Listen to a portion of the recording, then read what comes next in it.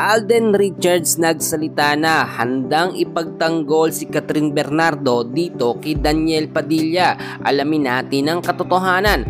But before that, huwag niyo po muna kakalimutan na i-like at subscribe ang ating channel. Maraming salamat po. Alam naman natin mga kaibigan na lumalabas na naman ang issue patungkol nga daw po sa panunuyo nitong si Daniel Padilla dito nga po kay Catherine Bernardo. At marami po tayong nakuha mga update dyan na talagang kinokontak nga ni Daniel eto si Catherine, no? Ibig sabihin yung parang panunuyo. Sa kabilang banda, parang hindi na po niya inirespeto eto nga pong collab team kasalukuyan itong si Catherine Bernardo na si Alden Richards. Alam naman natin si Alden at si Catherine Bernardo may tambalan na po sila ngayon, no? Mag-collab din na sila, cut din nga po ang tawagan. At marami din nagsasabi na itong si Alden Richards ay sinusuyo or nanunuyo po dito kay Catherine Bernardo. Then lately nakita naman natin talagang nagbibigay ng bulaklak etong si Alden. Nakita nyo naman na spotted din sila sa labas na magkasama, nagde-dating, kumakain na magkasama.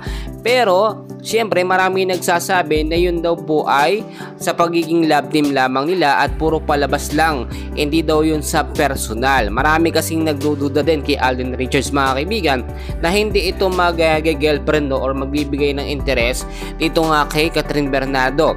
At kaibigan lamang daw ang tingin nito nga pong si Catherine dito nga po kay Alden. Maggagawin man, hindi pa rin nawawalan ng pag-asa ito nga pong si Daniel Padilla at nanunuyo siya.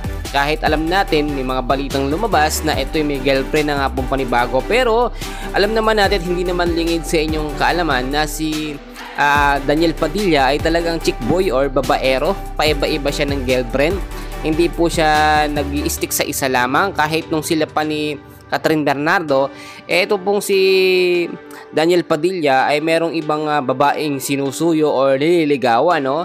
Ilang beses na siyang pinatawad nga po nitong si Catherine Bernardo, pero inulit lang po ng inulit. Biruin po ninyo, 11 years yun mga kaibigan, no? Tiniis ni Catherine at syempre natapos na yon. Talagang tinapos na ni Catherine yung paghihirap niya sa loob ng 11 years.